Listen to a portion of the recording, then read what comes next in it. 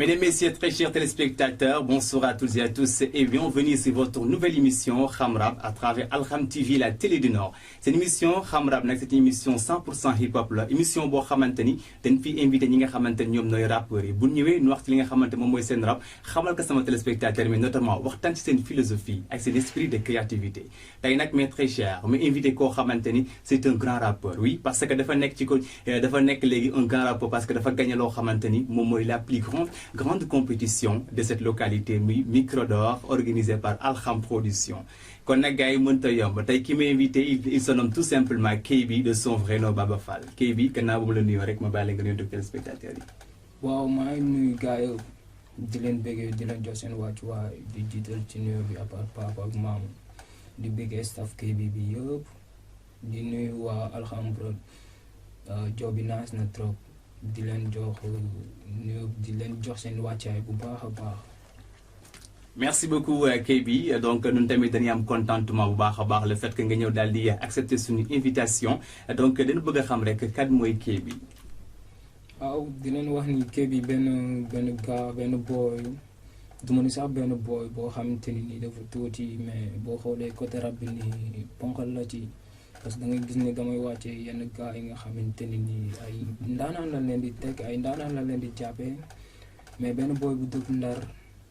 dëkk Sor Diagne di yëngal tuuti ci game hip hop di yëngu ci game hip hop bu baax a baax.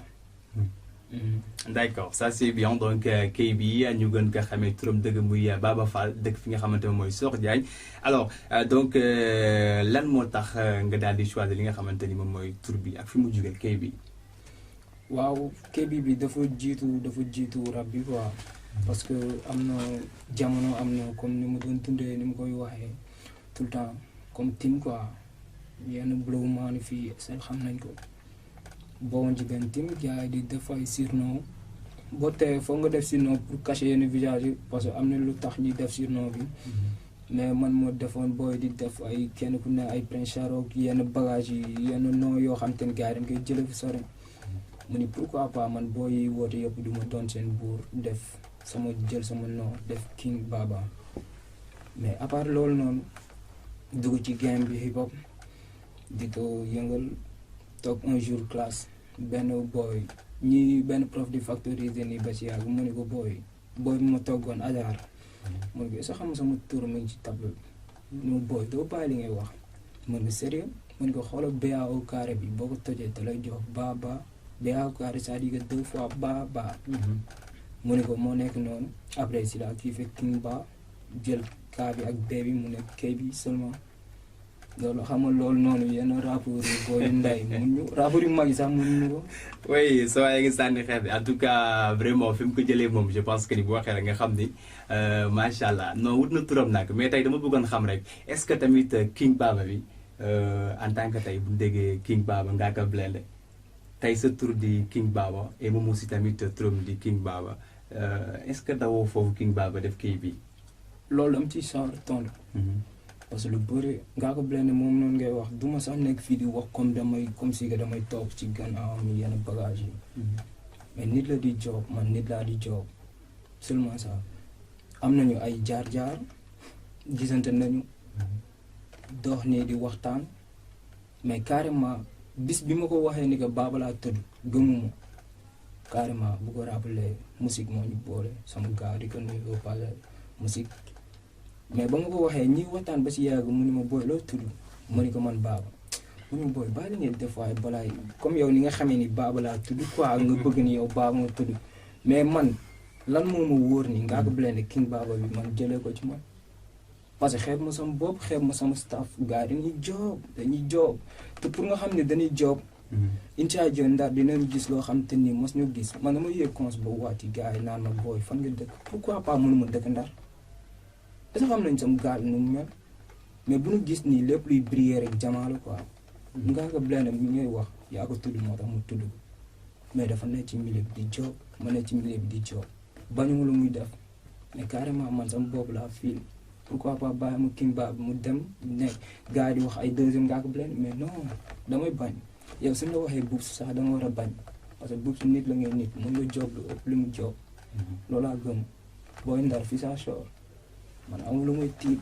Alors, je pense que ni leer na nañu voici un jeune boo xamante ni très motivé et tamit li mu wax am na solo parce que tamit dafa jël yoonu boppam. En tout cas on est très ravis ci sa réponse yi et là tamit dañu bëgg a xam rek donc KB tey gi yow ban année nga commencé ci hip hop bi. Année bi ma débuté sama carrière 2019. 2019 def li booy nekk 2099 def. D'accord léegi 2019 nga démarré nous sommes aujourd'hui en 2022 tey lan nga liggéey ba tey nga mën a taxaw ni je suis le roi. non bëri na. ati wax amul dégg du ma wax sax li ma liggéey parce que day mel na comme si que loo xamante ni dama koy ndamoo et tout ça mais staff bi gars yi nga xamante ni ñoo topp si gannaaw kër bi xam nañu li ma liggéey lu bari def naa fi cons yoo xamante ni nii ba muy judd la rapport yi commencé rap man maa tax ñoom ñi teew cons ñi ma lay wax mos ñu def cons mais sama cons lañu njëkk teew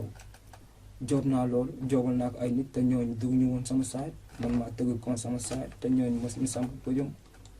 ma def ko 2019 ba ma débuté 2020 corona ñëw ñu géré ko te 2020 sax tëgg nañ ci gars yi di wax ma teg dîner de gala di leen ko waxaale di jox gars yi di daje 31 décembre au Lix Club foofu si Sor Diagne ak terminus mooy door dîner de gala bu mag le 31 décembre 2020 ma wax leen ko Macky Sall dafa tëj affaire yëpp man ma def sama dîner de gala amul tiit am na ay empreintes yu bëri yoo xam te ne statut yi daw na 2020 te buum yi ñu ngi ba sama biir saa teeral oto mënuñu si dara danga koy def wala fait def nañ ko jeex na parce que gars yi dañuy wax ni booy bi lu muy woote mënu ko ak yooyu noonu et tout ça jàppee ko comme game mu Ndar 2022 ma defaat sama cons te def am na gars yu bëri yu nekk di teg mais lépp lu may def day méngoo joobu staff bi parce que gars yi ñoo naan kay bi lii mën naa bëgg te gars yi ni non damay minimiser samay bëgg-bëgg comprendre leen parce que xam naa ñoom laay jooba. D'accord, je vois. Donc, bon, 2019, 2022, il se nomme maintenant le roi, King Baba. Et je pense qu'il était KB, autant pour moi.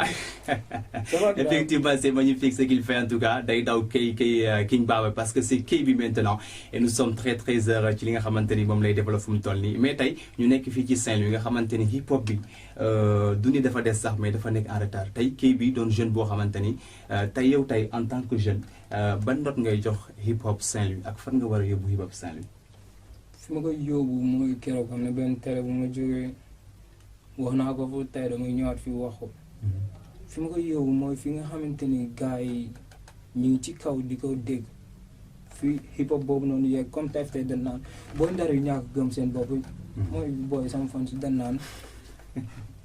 rab ndar doxul rab ndar doxul te yow nga ne ci biir rab ndar nit yow rab ndar doxul quoi. gars yi mën nañ ko wax. mais yow carrément doxal ko.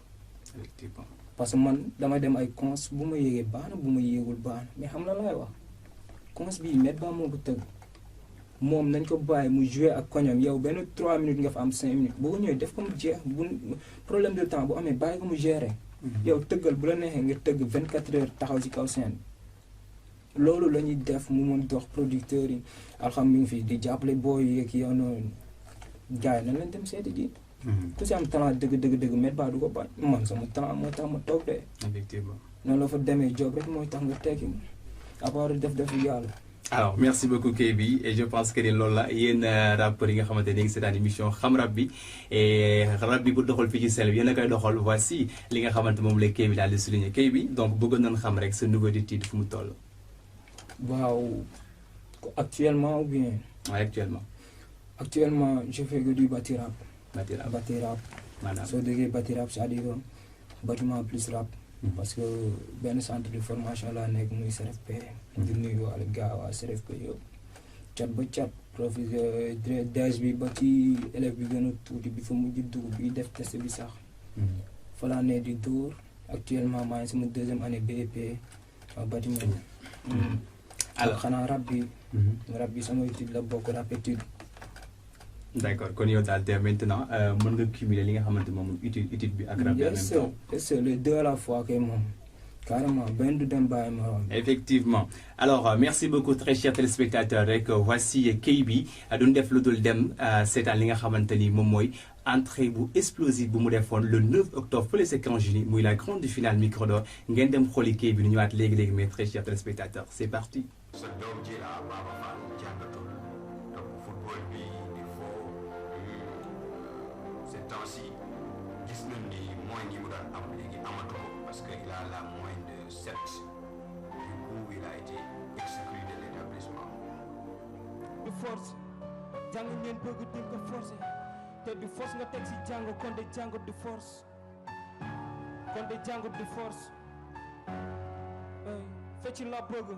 mais fu ko defee ñu tourné naan ma xoolal góor jigéen bu bon bi fecc la xam mais fu ko defee ñu tourné naan ma xoolal kii di mel ni jigéen xaalis sa kër ak oto lépp fecc ma jox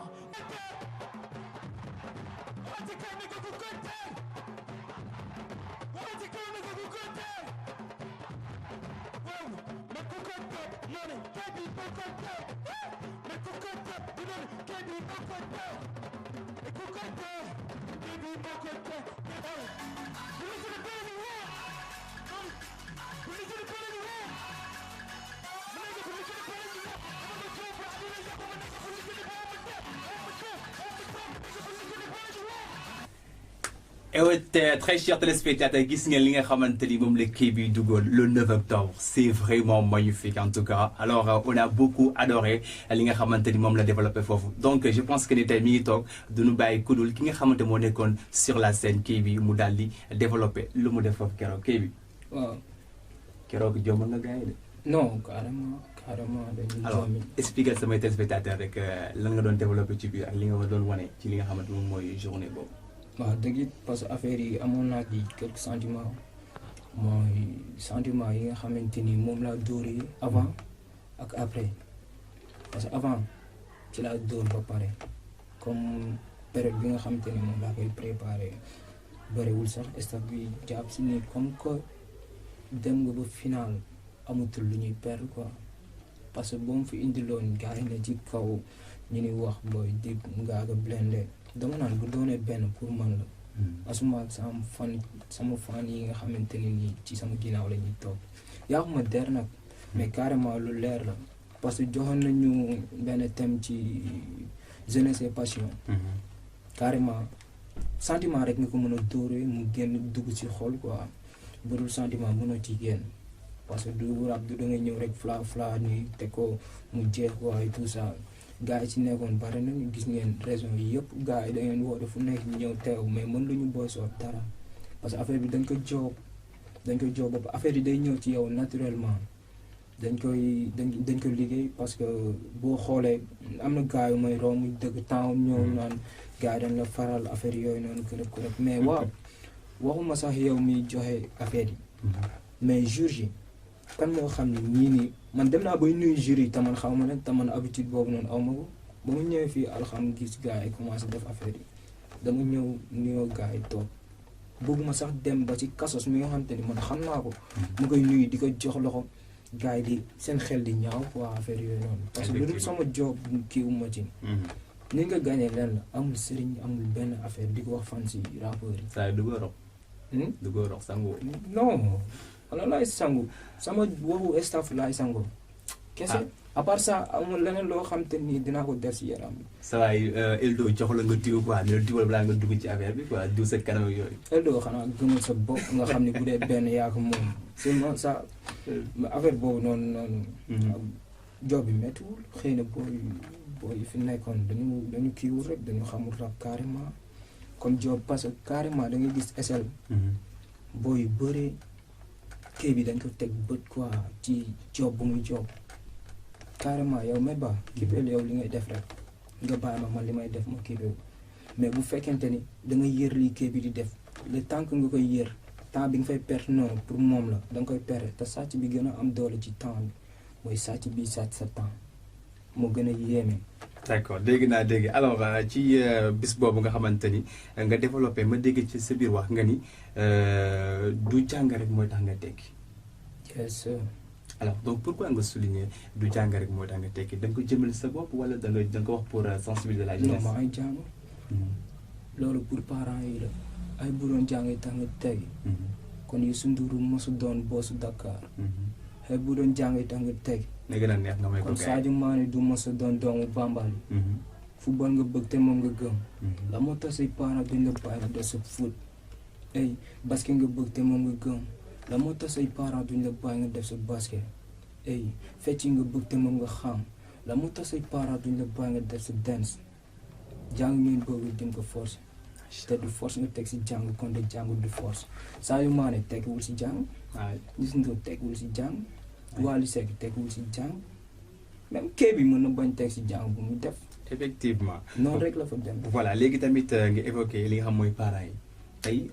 yow ak say parents ba ngay dugg ci milieu bi ndax ku xam rap peut-être maintenant on peut comprendre mais bu njëkk c'est un milieu boo xam ne boo ci duggee gars yi am na lu lay jugé noonu la fa demee donc yow tey ban problème nga amoon ak say parents est-ce que ñoom nangu woon nga def li nga xam mooy rap pour dire vrai man dama yaakaaroon bu njëkk ba may doon booy su ma gisee rappeur gis naa bandi effectivement loolu laa yaakaaroon mais ni ma rap duggee ma xam ni carrément du def lu bon mooy tax nga bon du da nga du da ngay taxaw nii rek di cagatu mais taxul nga bon carrément parents yi dañu war a baaloo xel man dama daan nëbb sama maamu rap bi may def ba ma tegee concert ak sama dëgër fit teg ko comme ay surnom yi ni maire mën nañ ko bañ a xam parce que ñoom dégguñ gertuñu sama yeeg yooyu noonu boo xoolee am na poster yoo xamante ni sama visage feeñ ci normal sama première poster u cons mais damay bañ sax mu toog ak man di wax ci ay waxu rap nii dama jàpp ni am na nu mu fay demee mais bu mu tëddee nii si kam un jour di waxtaan nii ak moom rek mu ni ma yow dégg naa da ngay def concert mu ni kan lan ma xaw kii ni wax ay waxu kii ni ba génn ci après si laa koy bu may dem cons di ko tàggoog yooyu noonu benn wax damay wax bu ma frappé mu ne ma dénk naa la yàlla seulement loolu de laay doxee loolu laay sangoo loolooy sama sëriñ. en tout cas am nga sëriñ parce que ñaan waajur bu dalee moom je pense que ni wutatoo dara. et c'est très important tamit vraiment donc ci li mu wax ci milieu rap bi mais nag li ko rap bi duggee même da doon làqu maamam ak yaayam donc tey bu ko yaayam ñaanalee rek je pense que ni kii bi mi ngi ci yoon bu baax bi alors kii bi bëgg naa tamit rek vraiment tey nga wax nu les risques de ce milieu. jeune nga bien vrai que ni mais je pense que fu mu toll nii war nga mën xamal ñi nga xamante ni ñoom nay téléspectateurs ak ñi nga xamante ni ñoo bëgg tey embrasser li nga xam mooy milieu bi les risques yi nga xam moo am ci hip hop bi. carrément am na ay risques. risques yi lan la que ni du ci benn affaire rek laa yam quoi comme ni koy parents yi di defee. parents yi ñoom ñoo xam ñun rappeurs yi jël ñu risques yu bari sax. parents yi ñoo ëpp risques yu ñu jël parce que ñoom dañ naan seen doom jàng rek lay def. te bu ñu xoolee tubaab yi ñoom dañuy xool li seen doom bëgg ñu focus ko si loolu carrément forcément da ciy teg seen doom bu fekkee toog rek la bëgg dañ koy créer job fi mu toog mu fay amee xaalis carrément mais risque bi man bi ma mën a souligner mooy ki nga xamante ni nit ku ne xam nga li nga mën rap sama fans rappeurs yi sax xam nañ ni carrément dama mën rap mais carrément mais ba man ba mu mënul football dama fa teg football dem. bu ma perdre sama temps ni man damay fubal damay teg force ci fubal xam nga ni carrément met ba mii moo la mën boo leen bokkee terrain doo départ bàyyi ko moom lu mu mën yow nga dem ci gannaaw jàppale ko man gisoon naa sama mag buy rap mais doo xam ni mënul mu bàyyi sañ naa ko wax mu jël lengee yëpp teg sama loxo parce que ñoom bu ñu daan répété sax dama leen daan train bu ñu daan train nii dama leen daan déglu kila meda wuzu damay ree ba sonn que ni ñoom foofu lañ toll woon mais que ni damay wax ni gars yi rek carrément kenn ku ci xam ni yow li ngay def nii suba parce que pas buy rap amul doo fi gis pas buy rap xale noonu la fa demee musique gone mais bu fekkente ni da ngay nekk ci benn affaire gis ko nii nga xam ni am na ku la ci ëpp doole nekk sa wet dimbale ko te bañ sànq yow sa life li nga bëgg li nga mën pour def ko nga def ko kese parce que da ngay bëgg lu mënul nekk loolu woon quoi. D'accord, en tout cas c'est très important ci li kii bi daal di développer rek alors je pense que ni tey gi moom mi ku dégg fu mu waxee nga dégg ni xam ni sa philosophie moom mooy solidarité déjà nit ki ku ne nga dem ci li nga mën nga def li nga mën bu ko defee boo tëddee sax mën a nelaw te nit ki booy def li nga mën ak li nga bëgg da nga koy def avec passion te bu boobaa da ngay mën a dox ci li ngay dox te ñëpp naan xanaa du sonn alors mais kii bi man dama gis kii bi cas yi mu am kii bi fëgg dënd bi muy fëgg mais yooyu expliquer gars yi ñu xam parce que gars yi toog ñu ma sa waa ji day fekkatu ba graw man est-ce que du am problème digg bi metti sax. te pourtant programme moo woon sax fekkatu boobu. waaw c'est que dafa am loo xam te ne da lay dugg naturellement. comme gars yi dañuy gis ni man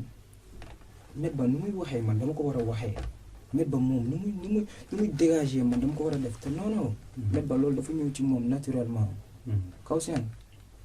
xaw ma fit bu ma ñàkk mais boobu noonu boo ko jox parce que carrément boo gisee da ngay xam kii da ko bëgg te li nga gën a bëgg la koy may. bu fekkee comme ni booy rapport yi yenn gars yi fii ni ko di ko defee affaire du dem fenn man du dem fu mu yem ni du passé suñu choose du passé suñu daal da ngay dox ba sonn mais doo passé sa daal mu ko. seulement ça da lay dugg naturellement doo force ni non lii keneen ci kaw di def man loolu laay def non kii fee ma loolu dîner de gala man bi may def le 31 décembre amul benn booy ndar fii bu koy def man sama job rek laa kiifee seulement mais booy ndar fii nii xëy na mënoon job carrément beneen affaire def ñoom li ñu war a def seulement mais comme li ñëw si yow day ñëw naturellement voilà. ah oui effectivement et dañ koy gis kaw scène bi day firi te tamit day apporter le style et ce qui est très important ci moom en tout cas tamit sama waay la moom depuis ba mu ñëwee fii déjà avec son style voilà mais dafa am loo xamante ni da nga ko waxoon sànq ba tey mooy rappeurs yi nga naan say fans loolu alors tey man damay gis ni même boo ñëwee ci compétition bi da daan ñëw boo ñëwee taf nuyoo da ngay naan mes dem sa yoon. loolu laa bëggoon parce que man dafa ma defoon cas quoi ma ni bis bu ma jàkkaarloo kii bi il va certainement m'expliquer mais boobu pour lan la woon. boo xoolee bu baax booy dund artistiquement. rappeur artiste bi di toog ak ay fanam. xëy na mën na leen béggee nii carrément. mais duñ toog ak ay fanam quoi. parce que boo xoolee ñëw di toog ak say fan su dëgg la sax. yoon la nga ñëw béggee gars yi nii mais mën naa ni ci milieu rap du. ñun kiiwuñu loolu quoi génnuñu loolu boo déggee maanaam rappeur samay fans lañu. man ñi nga xamante ni dañu taxaw staff KB Wokon Gang fans club Wokon Gang. ñu ni ñoom ñoo doon samay fans. man ñooñu man maa tourné doon seen fans man. mais ñi nga xamante ni ñoom laa am ak affaire ñoom laa am ak job ñoom li ñuy def man dama koy bëgg comme ba keroog. boo taxawoon 4 rappeurs yi ni leen yéen kan ngeen bëgg mu jël ko ñoom ñëpp danaa la kay bi. accord dëgër picc. non loolu mooy. Jonas yaa ngi dégg Berto yaa ngi dégg Oji Sefa yéen a ngi dégg seen waa ngi wax de aca. non man lié ma leen de. je sais mais carrément da nga yow Met Ba man bu ñu fi toogoon ni kan moo war a animer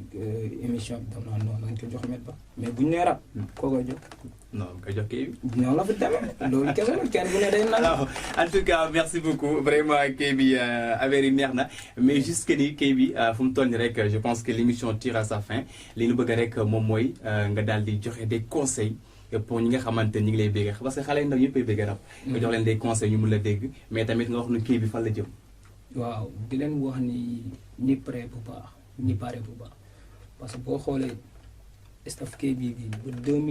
2025 sax soo ngeen laajee am na lu ñu la war a tegal ni moom la ñu war a def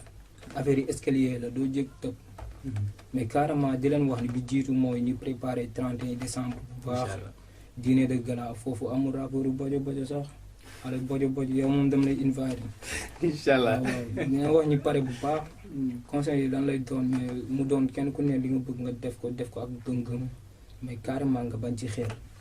seulement. D'accord, je pense que ni am na solo lool et rendez-vous le 31 décembre inchallah avec KB. donc dañ koy daal di bàyyi rek mu daal di tàggatoo ak téléspectateurs yi. waaw di bëgg gars yi ñi nga xamante ni ñi ngi seetaan émission bi fii nii ci Alxam TV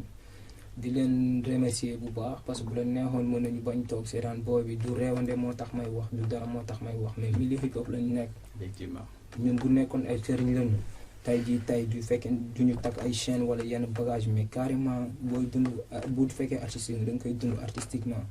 mais bu fekkente ni leneen ngay dund da nga koy dund parce que du dañu réew moo tax ñi takk chaîne wala di def yenn bagage yi nii. li may def ak man di may waxee naturel la ci man bu fekkee metti na la nag ma jégal bu baax seulement.